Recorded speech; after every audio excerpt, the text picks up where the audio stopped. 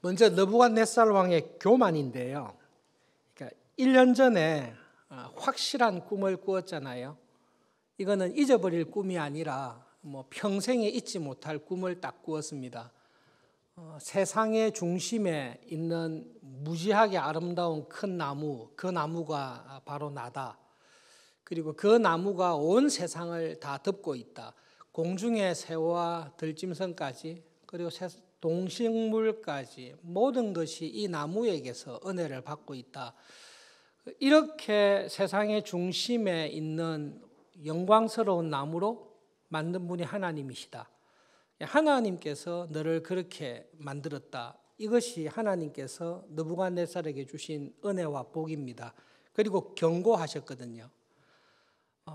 너에게 이 모든 영광을 준 분이 하나님임을 기억하고 하나님 보시기에 정의로운 왕이 되라. 가난한 사람들을 돌아보고 하나님 보시기에 정의로운 왕이 되라. 이 경고의 말씀을 딱 들었습니다. 그런데 1년이 지나고 난 이후에 하나님의 경고의 말씀, 다니엘을 통해 확실하게 들었던 그 끔찍한 나무가 베어져 버리는 비참한 그것을 받고도 느부갓네살이 교만하게 되었습니다. 인간적으로 보면 어떻게 1년밖에 못 견디고 교만하냐 이렇게 할 수 있지만 사실은 말씀을 보고 묵상하다가 제 개인적으로 든 생각은 1년이나 간 것도 대단하다. 정말로 솔직하게 그런 생각이 들었습니다. 여러분이 이렇게 모든 것을 다 가지면 겸손하기가 참 어렵습니다. 영상을 한번 보시라고 말씀을 드렸는데 일주일간 지내면서 유튜브에서 바벨론에 관한 영상을 거의 안 보셨을 것이다라는 이상한 확신이 들었습니다. 보신 분은 죄송합니다. 어떻게 이 느부갓네살하고 공감을 하시려면 이 사람을 아셔야 되는데요. 진짜 괜찮은 사람이에요. 하나님을 모르면 하나님을 모르고 불신 가운데 산다면 이 사람과 함께 평생 헌신하며 살아도 후회가 없겠다라고 할 정도로 정말로 멋있게 살았습니다. 영상 1분 20초 되는 영상을 한 개 보여드릴 텐데요. EBS에서 만든 다큐멘터리 영상입니다. 이 영상의 이해를 돕기 위해서 유학 중에 호주에서 공부했던 목사님이 한 사람이 있습니다. 호주에서 학부 신학대학원 이렇게 졸업했는데요. 그 목사님이 호주를 떠날 때 호주 친구한테 초대받은 이야기를 한 적이 있습니다. 여러분 호주 땅덩어리가 알래스카를 뺀 미국 본토보다 더 크다는 거 아시죠? 그러니까 인구는 한 1,000만, 2,000만 이래밖에 안 되는데요. 땅은 미국 본토 대륙보다 알래스카를 뺀 본토보다 큽니다. 친구 목사님에게 소개를 받아서 그 친구 집에 갔습니다. 차를 타고 가서 집 앞에서 현관문이죠. 현관문에서 메일을 받고 현관문에서 집까지 가는데 시속 40km로 달려서 20-30분 갔습니다. 집이 얼마나 크신지 아시겠죠? 거짓말이 아닙니다. 그 집을 자기가 갖고 있습니다. 느부갓네살은 그런 집하고 비교가 되지 않습니다. 이슈타르 성문이라고 발견된 게 있는데요. 지금 봐도 아름답고 화려합니다. 그러면 기원전 600년경에 그 성문을 처음 만들었을 때의 성문이 얼마나 화려하고 아름다웠을까는 상상이 안 됩니다. 그 이스타르 성문, 흥인직문, 숭례문 같은 문인데요. 그 성문의 높이가 12m입니다. 그럼 성벽은 얼마나 높았겠습니까? 기원전 600년경에. 느부갓네살이 교만하다라고 정죄하기 전에 이 사람 교만할 만하다. 정말로 대단하다. 1분 20초짜리 영상인데 한번 보시고 말씀을 전하도록 하겠습니다. 영상 잠깐만 보시겠습니다.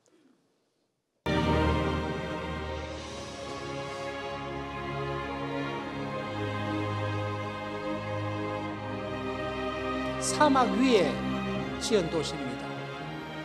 유프라테스 티그리스 강. 짧은 쪽 성벽의 길이는 18km에 달하며 긴 쪽은 무려 72km까지 뻗어 있다. 성벽의 높이는 14m이며 3중으로 되어 있고 성벽 위로 난 길은 4마리의 말이 끄는 마차가 멈추지 않고 비껴갈 만큼이다.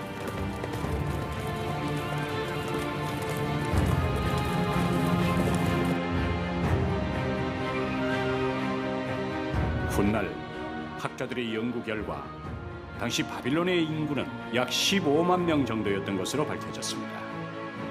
오늘날에 비하면 보잘것없어 보이지만 기원전 6세기 당시엔 세계 어떤 도시보다 큰 규모였습니다.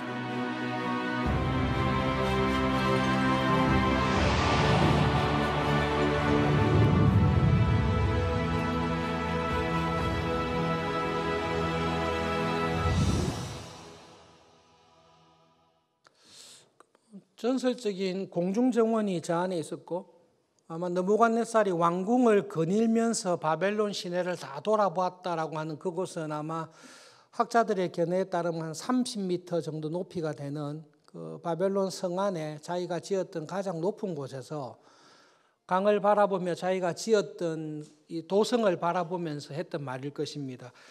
야, 이 모든 것을 내가 지었다. 나의 능력으로 나의 권세로 그리고 내가 이룬 이 위엄과 영광이 얼마나 장엄한지를 내가 이 도시를 통해서 보여주었다라고 이야기를 하는 순간 하나님의 징계가 있었습니다. 여러분 저희가 고등학교 다닐 때 사당오락이라는 말이 있었습니다. 고3이 4시간 자면 대학 합격하고요. 고3이 5시간 자면 대학에 떨어진다. 이게 이제 선생님들께서 저희들에게 하셨던 말씀인데 사당오락이라는 말이 있었습니다. 예를 들어서 고등학교 3학년이 1년 내내 4시간만 잠을 자고 열심히 공부해서 최고의 대학에 수석으로 합격했습니다. 그렇게 합격하고 난 다음에 인터뷰를 할 때 이렇게 이야기를 했다고 가정해 보십시오. 자기 부모님께서 듣는 상황에서 어떻게 이 최고의 좋은 대학에 수석 합격했습니까? 라고 했을 때 나의 수석 합격은 전적인 나의 노력과 나의 성실과 나의 실력에 의한 것입니다. 내가 이룬 놀라운 업적입니다. 아무도 나를 도와주지 않았습니다. 그런 이야기를 부모님이 들었을 때 아들이 사랑스럽고 자랑스럽겠습니까? 한 대 쥐어받고 싶겠습니까? 사실 지금도 그렇지만 저희 때도 고3 자녀보다 고3 자녀를 둔 부모의 고생이 훨씬 더 컸습니다. 고3은 최소한 4시간은 잤겠죠. 부모님은 4시간을 못 잤을 것입니다. 1년 내내 자녀보다 더 자녀의 건강을 챙기고 공부에만 전념할 수 있도록 모든 구전 뒷바라지를 사실 부모님께서 다 해주셨습니다. 거두절미하고 느부갓네살이 하나님께서 꿈을 통해서 분명하게 보여주셨거든요. 사실은 이 세상의 중심에 너를 안 놔두고 다른 사람을 낳아도 된다. 그런데 이 세상의 중심에 너를 두고 이렇게 놀라운 제국과 번영과 부귀영화를 준 것은 내가 준 것이다. 그러니 내가 너에게 준 이 은혜와 축복을 기억하고 내가 기대하는 정의로운 왕이 되라. 너 만약 그렇지 않으면 내가 분명히 징계하겠다. 그 이야기를 들었습니다. 그러나 여러분 너무 부귀와 성공이 크면 우리는 교만하고 잊어버리게 되어 있습니다. 저는 하나님 앞에서 그렇게 느부갓네살처럼 교만하지 않을 것입니다. 그거는 그만큼 성공을 못 해보셔서 교만하실 기회가 없어서 사실은 우리가 교만 안 했을 것입니다. 우리에게는 교만할 수 있는 기회와 복을 왕창 주면 우리 거의 100% 교만하게 되어 있습니다. 하나님에 대한 생각인데요. 우리는 하나님은 걸핏하면 때리고 걸핏하면 징계하고 이렇게 사랑의 하나님이 왜 그러냐 오해할 수 있습니다. 그런데 여러분 자녀를 키우시죠? 자녀가 잘못한 일이 있습니다. 자녀가 항상 어머니에게 불평합니다. 어머니는 아버지는 왜 내한테 항상 잔소리만 하세요? 왜 내가 잘못할 때만 항상 잔소리를 하세요? 그게 우리의 심정입니다. 그러나 자녀를 사랑하는 부모는 사랑하기 때문에 반드시 잔소리를 합니다.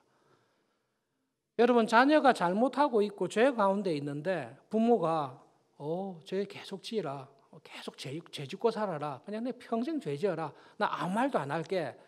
그것은 사랑이 아닙니다.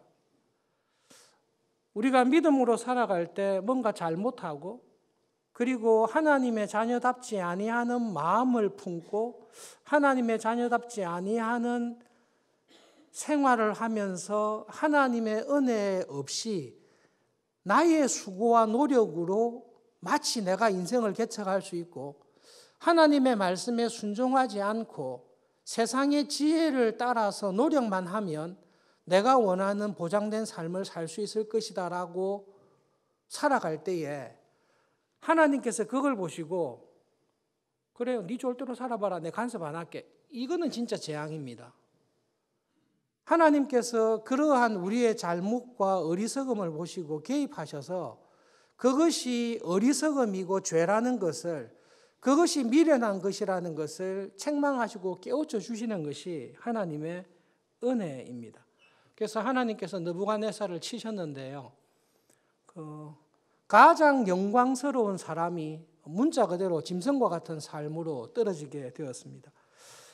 목회자로 이렇게 말씀을 볼 때에 이 왕이 소처럼 돼가지고 소처럼 7년을 살았다 이런 거 읽을 때 아멘 믿습니다. 사실 이게 쉽게 되지는 않습니다. 그래서 나름대로 이런 게 정말로 있나, 사실 이런 일이 가능하나 이런 의문이 있습니다.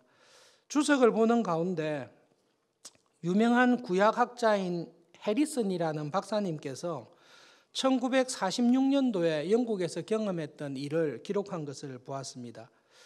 해리슨 박사님이 영국의 한 정신병원에 방문해서 실제로 본인이 경험했던 내용인데요. 20대 초반의 건장한 남자가 정신병원에 입원해 있었습니다. 이 남자는 병원 음식은 절대로 먹지 않았습니다. 그런데 하는 일은 병원 정원을 유유히 돌아다니면서 상당히 많은 풀을 먹으면서 자기를 소처럼 생각하고 소처럼 행동하며 풀을 먹는 환자를 본 적이 있습니다. 성경에서 말하고 있는 내용이 좀 터무니없는 내용이다, 그렇지 않습니다. 한 가지 우리가 여기서 기억해야 될 것은 질병에 관한 문제인데요. 다른 거 다 빼고 우리가 건강관리를 잘못하거나 음식을 잘못 먹거나 무리해서 질병이 올 수도 있습니다. 그런데 하나님께서 때때로 우리에게 주시는 은혜가 뭔고 하면 하나님이 보시기에 죄를 범했을 때에 그 죄로 말미암아 하나님께서 육체의 질병을 우리에게 허락하실 때도 있습니다. 중풍병자 친구들이 데리고 온 중풍병자를 치료하시면서 예수님께서 이젠 죄를 짓지 마라. 우리의 육체의 질병의 원인이 죄일 수가 있는데요. 느부갓네살의 질병은 하나님께서 그의 교만이라는 죄에 대해서 징계를 하신 것입니다. 왜 징계를 하셨습니까? 관심이 있고 사랑해서 징계를 했습니다. 그래서 여러분, 이 세상을 믿음으로 살아갈 때에 여러 가지 어렵고 힘든 일들, 질병이나 여러 가지 어려움을 당할 때에 모든 이유가 죄 때문이다. 사실 말은 맞죠. 우리가 죄가 없는 사람이 없으니까, 죄가 없는 사람이 있으니까 모든 것이 죄 때문에 이렇게 말은 맞지만 그래도 건강관리를 잘못했는지 부주의했든지 지혜가 없이 어리석게 했든지 여러 가지 이유가 있습니다. 그런데 또 한 가지 기억해야 될 것은 하나님께서 때때로 내 죄를 회개하게 하기 위해서 느부갓네살처럼 중풍병자처럼 우리를 찾아오셔서 한 번씩 정신 차리도록 은혜를 주실 때가 있다. 그런 일이 있을 때 하나님 왜 치십니까? 이렇게 가지 마시고 하나님께서 정말로 관심이 있으셔서 나를 회복시키시기 위해서 찾아오시구나. 그렇게 생각하는 것이 우리의 마땅한 자세입니다. 오늘 살펴볼 부분이 느부갓네살의 회개와 그 회개로 인해 하나님께서 주시는 은혜입니다. 4장 33절을 보시면 느부갓네살의 회개가 나와 있습니다. 4장 34절 제가 읽겠습니다. 그 기한이 참에 나 느부갓네살이 하늘을 우러러 보았더니 나의 총명이 다시 내게로 돌아왔습니다. 회개의 비밀이 있는데요. 회개는 누가 해야 됩니까? 내가 해야 됩니다. 내가 내 죄를 알고 회개해야 됩니다. 그런데 회개에 또 한 가지 비밀이 있습니다. 내가 내 죄를 스스로 깨달을 수 있습니까? 예, 깨달을 수 있습니다. 근데 깨닫게 해주시는 것이 하나님의 은혜다라고 이야기를 하고 있습니다. 4장 34절을 잘 보십시오. 느부갓네살은 자기를 소라고 생각합니다. 유대인들의 주석을 보시면 다니엘을 높이기 위해서인지 참 재밌는 주석이 있는데요. 잘 모르겠어요. 유대인들이 이렇게 해석해요. 하나님이 원래 7년이라고 했지만 다니엘이 느부갓네살을 위해서 열심히 기도해서 그 기간을 7개월로 줄였다라고 유명한 랍비인 라시가 주석한 내용은 있습니다. 그거는 사실 알 수 없어요. 유대인들의 주석은 이렇게 사실은 조심해야 됩니다. 그런데 7개월이든 7년이든 다니엘 7년이라 했으니까 그 기간이든 느부갓네살의 상태를 보십시오. 이렇게 정신이 온전하지 않습니다. 자기를 소라고 생각합니다.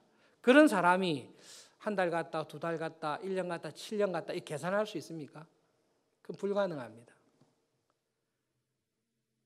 하나님께 받아야 될 징계의 날수를 정한 분은 하나님께서 정하셨습니다. 그리고 느부갓네살은 회개의 기간이 다 찼는지 안 찼는지 징계의 기간이 얼마인지 모르지만 그 기한이 차서 하늘을 우러러 보았을 때에 내가 하나님 앞에서 하나님의 은혜를 무시하고 내 스스로 교만했던 그 죄로 말미암아 내가 이런 하나님의 징계를 받았구나. 이제 내가 이 하나님, 땅의 중심으로 삼게 하신 은혜를 주신 하나님, 이 하나님 앞에서 내가 죄를 회개해야 되겠구나 라고 깨닫게 해주시는 분은 하나님이십니다. 그래서 34절은 이렇게 읽어야 됩니다. 내가 하나님께 정하신 징계의 기간이 다 찼을 때에 하나님께서 나에게 하늘을 우러러 보게 해주시고 내가 하나님을 우러러 보고 내 죄를 깨닫게 해주셨을 때에 그때에 나의 총명이 돌아왔습니다. 그래서 내가 회개할 수 있게 되었습니다. 그것이 느부갓네살이 우리에게 하는 고백입니다. 그리고 느부갓네살이 자기가 무엇을 회개했는지 회개의 내용이 32절에 있습니다. 여러분 다니엘서 4장 32절은 회개하는 느부갓네살 왕의 신앙 고백인데요. 한번 같이 32절을 읽어보겠습니다. 내가 사람에게서 쫓겨나서 들짐승과 함께 살면서 소처럼 풀을 먹을 것이요 이와 같이 7대를 지내서 지극히 높으신 이가 사람의 나라를 다스리시며 자기의 뜻대로 그것을 누구에게든지 주시는 줄을 알기까지 이르리라 하더라. 느부갓네살이 우리에게 하는 고백입니다. 내가 죄를 깨닫기 전에는 나의 모든 성공이 나의 수고와 재능과 노력이라고 생각했습니다. 내가 이때까지 이루었던 모든 업적과 성취가 나의 노력이라고 생각했습니다. 그런데 하나님의 은혜를 깨닫고 난 다음에 내가 내 죄를 회개하고 난 이후에 깨달은 것이 있습니다. 내 인생을 주관하시고 나에게 이러한 축복과 은혜를 주신 분이 하나님이시라는 것을 저는 정말로 깨닫게 됐습니다. 하나님께서 나라를 주십니다. 하나님께서 자기가 원하는 자에게 성공과 업적을 주십니다. 그리고 하나님께서 그런 은혜를 주실 때는 이유가 없습니다. 사실은 내가 왜 다른 사람보다 더 많이 성공해야 되는지 곰곰이 자세히 하나님 앞에서 돌아보면 내가 다른 사람들보다 더 빨리, 더 크게 성공해야 될 이유가 사실은 내한테는 없습니다. 여러분, 그런 관점으로 여러분 주위를 한번 살펴보십시오. 나보다 분명히 뛰어나고 분명히 성공해야 될 사람들이 있습니다.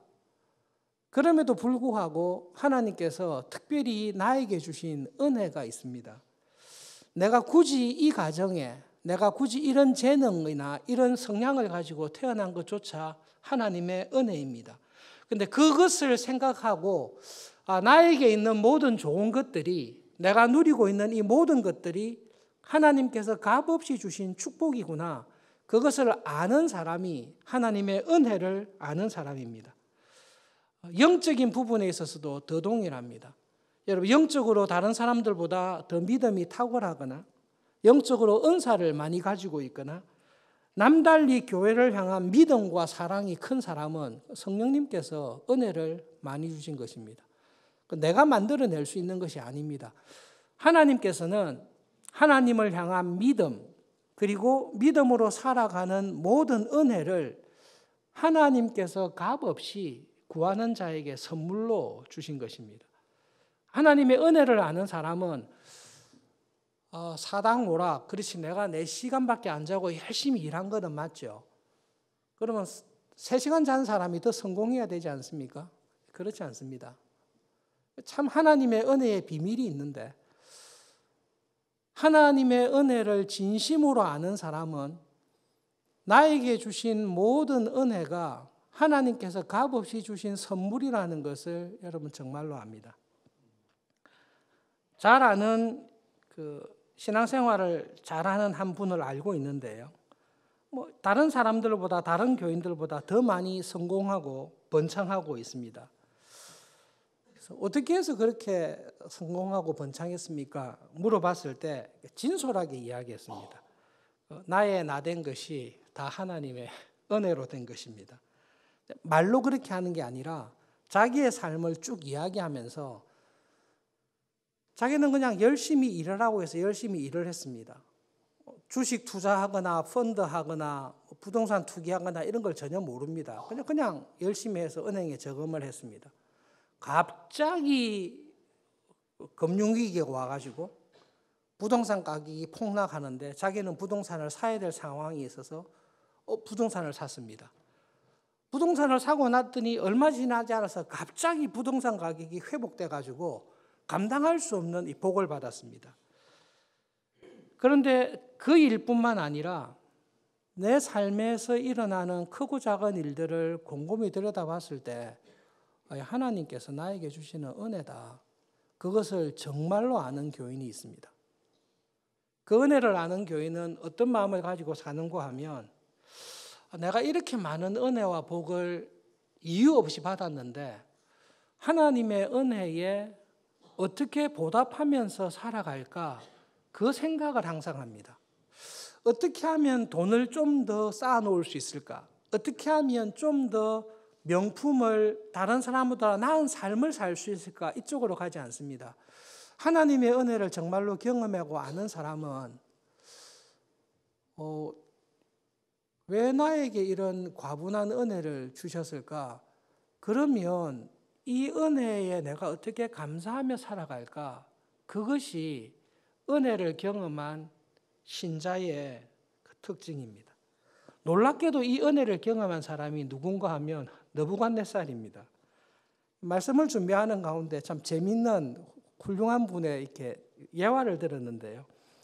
예배를 마치고 이렇게 집으로 돌아가는데 어떤 분이 우리들에게 전도지를 나눠주는 것입니다. 전도지를 나누면서 교만하면 안 됩니다. 죄를 회개해야 됩니다. 하나님 앞에서 겸손해야 됩니다. 하나님 앞에 겸손하지 않으면 정말로 어려움을 당합니다라고 막 하나님에 대해서 전도지를 나눠주는데 전도지를 받고 전도지 주는 사람을 얼굴을 딱 보니까 누가 전도지를 주고 있습니까?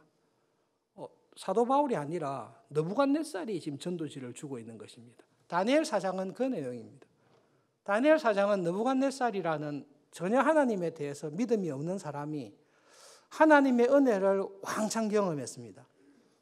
그리고 하나님을 믿고 살아가는 우리들에게 하나님께서 여러분에게 주신 은혜를 잘 기억하셔야 됩니다. 나는 하나님께 받은 은혜가 전혀 없다라고 생각하는 사람이 있습니까? 그런 사람은 없습니다. 우리는 이 예배의 자리에 와 있다는 것 자체가 갚을 길 없는 은혜를 이미 받은 사람들입니다. 그 외에 하나님께서 나에게 주신 은혜가 있습니다. 나보다 잘 사는 사람을 보면서 원망하며 시기하며 살아가는 것은 시험에 들은 사람입니다. 그러나 나와 똑같은 조건인데, 나보다 더 뛰어난 사람인데, 나보다 더 훌륭한 가정인데 왜 나에게는 저 사람보다 더 큰 은혜와 위로를 주셨을까? 그걸 알고 살아가는 사람이 하나님의 은혜를 정말로 경험하며 살아가는 사람입니다. 뜻밖에도 느부갓네살이 우리를 찾아와서 이야기하는 것입니다. 저처럼 교만하면 안 됩니다, 여러분. 저처럼 이렇게 훌륭하고 탁월한 일을 이루었지만 사실 내가 한 모든 것이 하나님의 은혜라는 것을 저는 하나님의 큰 징계와 고난을 통해서 깨닫게 되었습니다. 여러분 그렇게 하지 마시고 하나님께서 여러분에게 주신, 나에게 주신 은혜가 무엇인지를 잘 깨달으셔야 됩니다. 그리고 하나님께서 나에게 주신 그 은혜를 깨달았으면 어떻게 하면 이 은혜에 보답하면서 살아갈 수 있을까를 기도하셔야 됩니다. 저처럼 자기의 영광을 드러낸다고 하고 싶은 일을 다 하고 이렇게 살면 하나님의 징계와 심판을 받을 수밖에 없습니다. 제가 이미 당해봤습니다. 하나님은 우리의 삶을 선악간에 판단하십니다. 여러분 신앙생활은 너무 간단한데요. 신앙생활은 하나님이라는 분이 계신가 안 계신가 거기에 대해서 그냥 갈라집니다. 우리는 하나님이 계신다고 믿습니다. 그리고 하나님께서 이 땅에서의 우리의 삶을, 나의 삶을 하나하나 감찰하시고 기록하시고 하나님의 은혜로 갚아주시기를 기뻐하시는 하나님이다라는 것을 우리는 믿고 살아갑니다. 그리고 그렇게 살아갈 수 있는 은혜를 내가 만들어내는 게 아니라 하나님께서 이미 나에게 다 주셨습니다. 사실 알고 보면 적신으로 온 우리가 이 세상 살아가면서 입고 있는 옷, 먹는 모든 것이 그냥 값없이 주신 은혜라는 것을 우리는 압니다. 느부갓네살이 우리에게 권하는 전도지가 제가 그걸 몰랐습니다. 여러분은 그것을 잘 아시고 하나님께서 기뻐하시는 믿음의 삶을 살아가시기를 바랍니다라고 뜻밖의 느부갓네살이 우리에게 전도지를 주고 있는 것입니다. 고난주간과 관련해서 여러분 느부갓네살의 회개를 생각할 때에 꼭 기억해야 될 게 있습니다. 조금 복잡하긴 하지만 간단하게요. 여러분. 내가 회개를 하면 하나님은 무조건 용서해 주십니까? 맞으면서도 틀립니다. 회개를 안 하면 용서함이 없습니다. 회개를 해야 됩니다. 그런데 내가 회개를 하면 하나님은 무조건 용서해 줘야 됩니까? 그 부분은 다른 문제입니다. 아들이 잘못했습니다. 집안에 있는 아주 귀한 갑오로 내려오는 청자가 있다고 생각해 봅시다. 아이가 깨뜨렸습니다. 그것을 부주의하게 깨뜨린 것에 대해서 아이는 부모에게 잘못했습니다라고 죄를 고백하고 용서를 구해야 됩니다. 회개를 해야 됩니다. 용서를 구하면 뭐든지 다 용서를 받습니까? 용서해 주는 것은 아이가 회개를 하냐 안 하냐에 달려있지 않습니다. 회개는 마땅히 해야 됩니다. 그런데 엄청난 도무지 회복할 수 없는 큰 타격을, 큰 심각한 죄를 저지른 그 아들을 용서하는 것은 아들이 회개했기 때문에 용서하는 게 아니라 회개는 마땅히 해야 되는데요. 그 아들을 불쌍히 여기고 용서하는 부모님의 마음이 용서의 권한이 됩니다. 여러분 우리가 하나님 앞에 죄를 범하고 죄를 짓고 회개할 때에 우리에게 있는 조심해야 될 부분인데 내가 얼마나 간절히 진심으로 눈물을 흘리며 죄를 뒤집었으며 금식하며 30일간 금식하며 내 죄를 회개했으니까 하나님께서 그 회개를 보시고 용서해 주신다라는 말이 거짓말입니다. 하나님은 내가 얼마나 간절하게, 내가 얼마나 눈물을 흘리며, 내가 얼마나 처절하게 회개하는가를 보고 용서하지 않습니다. 그렇게 용서할 수 있는 죄가 아닙니다. 내가 범하는 모든 죄는 그 어떤 회개의 모습을 가지더라도 용서할 수 없는 큰 죄입니다. 그런데 하나님께서 내가 죄를 회개할 때 용서해 주시는 이유는 딱 한 가지인데요. 내가 지었던 모든 그 죄, 하나님 앞에 죽을 수밖에 없는 그 죄를 하나님께서 예수님에게 다 돌리세요. 그리고 그 예수님께서 십자가에서 내 죄를 대신해서 자신의 피를 흘리시고 완전히 죽으세요. 예수님께서 하나님에게 중보자로 하나님과, 제가 하나님 하면 큰일 나죠. 하나님과 죄 많은 저 사이에, 이 죄를 안고 하나님께 가면 죽는데 나의 모든 죄를 예수님께 다 돌리셔서 하나님과 죄인인 내 사이에 예수님을 딱 들어오게 하세요. 그리고 내가 죄를 회개할 때마다 예수님께서, 하나님께서 죄인인 나를 못 보게 하세요. 내 죄를 대신하여 죽은 예수님의 십자가의 보혈을 보게 하세요. 그리고 예수님께서 십자가에서 내 죄를 대신하여 죽으셨던, 흘리셨던 보혈이 하나님 보시기에는 용서하지 못할 죄가 없게 된 것입니다. 사실은 하나님께서는 저와 여러분의 죄를 용서하시기로 작정하시고 내가 죄를 회개하기 전에, 내가 내 죄를 인정하기 전에 먼저 아들을 죽이시고 이 아들을 죄인인 우리와 하나님 사이에 미리 중보자로 딱 두셨습니다.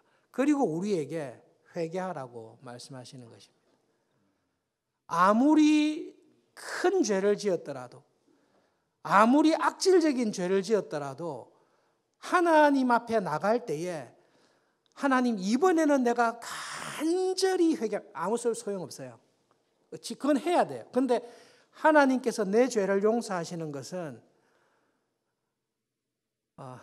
십자가를 보시고 용서하세요. 그리고 하나님께서 예수 그리스도의, 예수님의 십자가를 볼 때에 용서하지 못할 죄가 하나도 없습니다.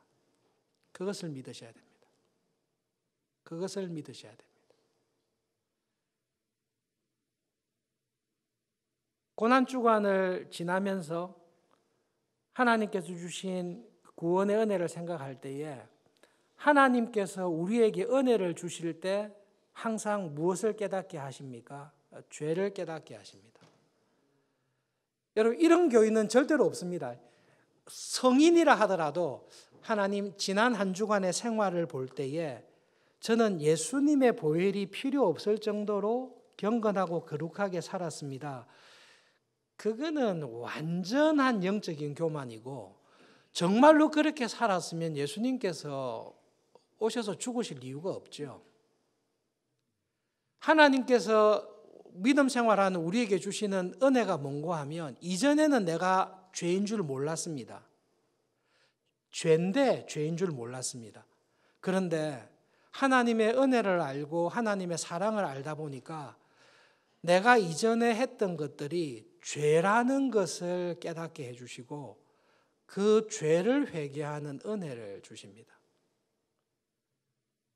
이전에는 예배를 열심히 드리고 교회 봉사 열심히 하면 하나님 앞에서 신앙생활 잘한다고 생각했습니다. 아내를 함부로 대하거나 남편을 함부로 대하거나 자녀에게 함부로 하거나 직장에서 내 성질대로 부하 직원을 직장대로 내 게으름을 따라서 빈둥빈둥 시간을 보내며 월급 타는 것을 죄라고는 생각 안 했습니다. 그런데 하나님께서 우리에게 주신 은혜는 이게 뭔 죄야? 다른 사람 다 이렇게 하는데, 그렇게 하던 우리에게 하나님의 말씀과 은혜로 딱 찾아오셔서 그것이 죄였다라는 것을, 그것을 회개해야 된다는 것을 깨우쳐 주십니다. 느부갓네살은 자기가 교만하다는 것이 죄라고 생각 안 했습니다. 왜냐하면 당연한 거니까요. 그 정도의 성공을 이룬 사람이 그 정도 일을 하는 것은 당연하죠. 그러나 하나님께서 은혜로 딱 찾아오실 때는 내가 생각하기에 전혀 죄가 아니었다라고 생각했던 것이 하나님 앞에서 죄였구나라는 것을 깨닫게 해주십니다. 받은 은혜가 많은 사람은 회개해야 될 죄가 더 많습니다. 그것이 하나님께서 우리에게 주시는 은혜입니다. 느부갓네살을 기억하면서 두 가지를 꼭 기억하시면 좋겠습니다.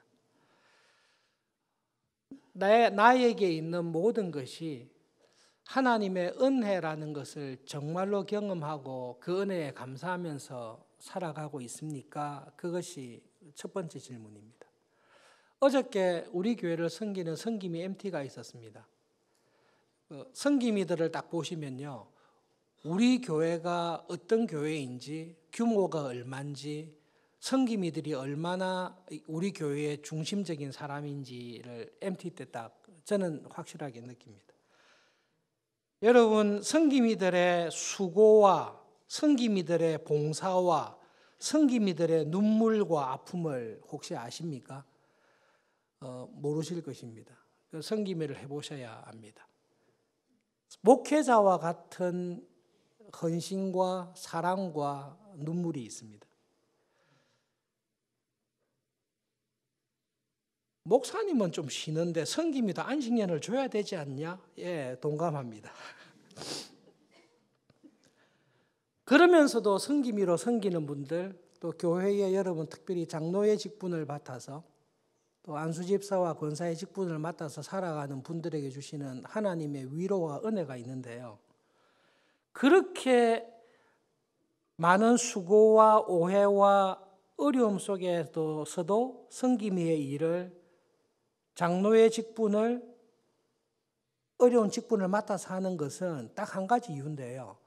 나에게 주신 하나님의 은혜에 빚진 사람이다라는 그 은혜가 있기 때문에 그렇습니다.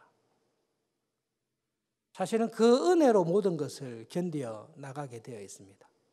사람을 바라보면, 지질이 말 안 듣는 소그룹 식구들을 보면 와서 하는 일이라고는 섬김이를 푹푹 칼로 찌르고 가는 일밖에 없다라고 느낄 때가 있습니다. 그런데 하나님께서 나에게 주신, 이유 없이 주신 구원의 은혜, 그리고 그리스도의 교회, 주님의 교회를 위해 직분자로 봉사하면서 수고의 짐을 질 수 있는 자리에 나를 두신 것이 은혜라는 것을 깨닫게 해주십니다.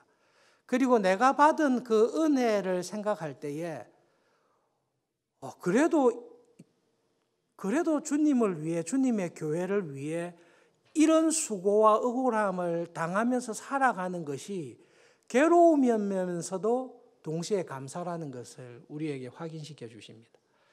여러분, 믿음으로 살아가는 거, 이 땅에서 사는 거 쉽지 않습니다.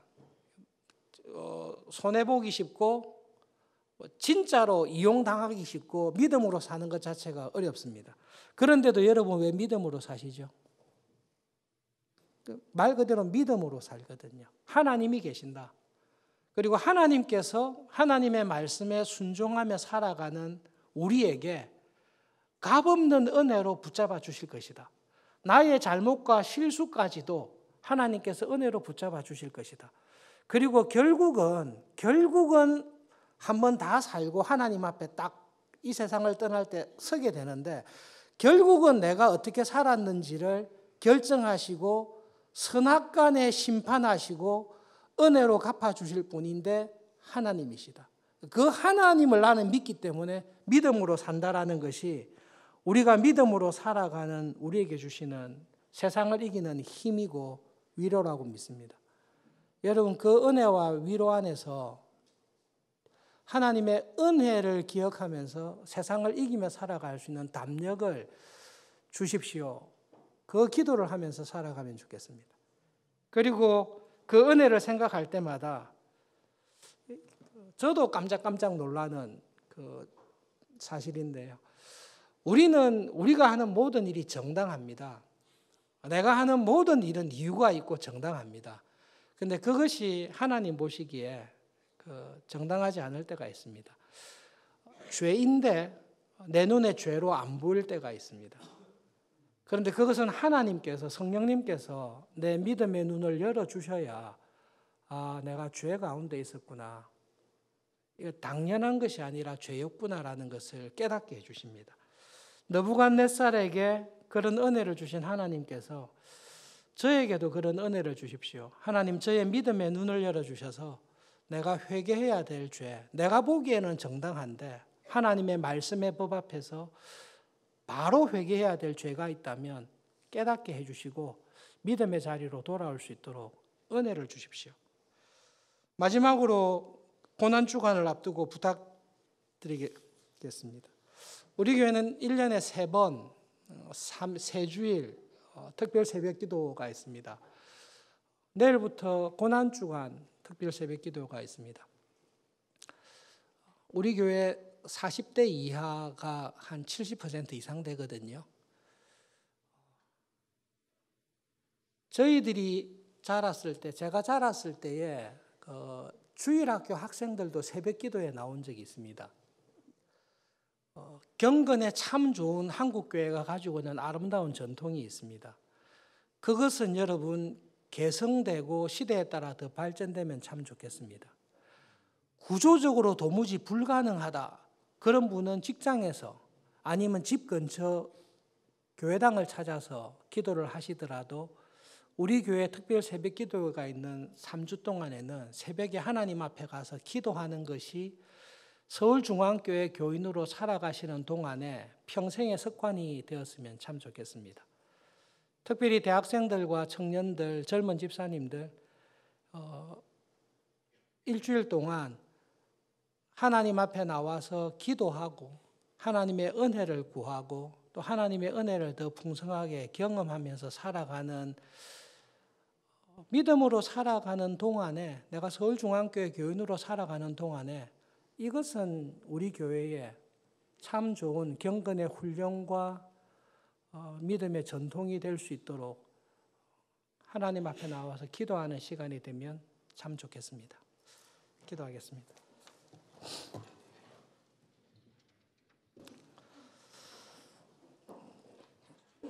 태어나서 죽을 때까지 하나님에 대해서 들어본 적이 없었던 우상을 믿고 살았던 느부갓네살에게 하나님의 신실한 일꾼들을 통해 하나님이 어떤 하나님이신지를 분명하게 계시해 주시고 또 그에게 하나님의 은혜를 꿈을 통해 경험을 통해 경험하게 해 주셔서 하나님을 고백하는 신앙의 자리로 하나님 인도하신 것을 기억하며 기도합니다.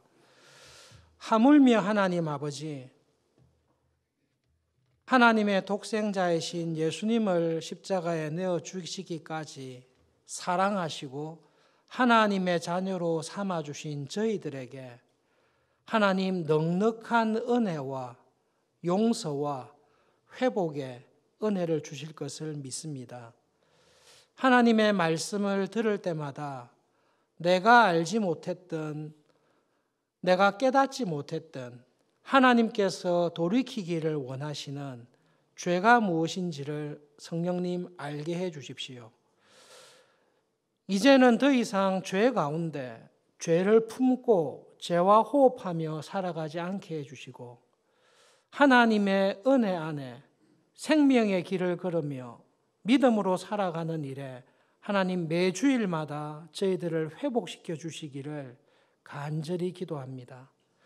하나님 저희들을 넓고 편한 길, 멸망으로 가는 그 길에서 구원하시고 좁고 협착한 길로 부르셨지만 이 길이 참 생명의 길이요 하나님의 은혜를 경험하며 살아가는 살 길이라는 것을 생활 가운데 경험하며 이 길을 걸어가는 것을 즐거워하며 은혜에 감사하며 살아가는 저희들이 되도록 하나님 주일마다 저희들을 붙잡아 주시고 회복시켜 주시고 은혜를 베풀어 주시옵소서.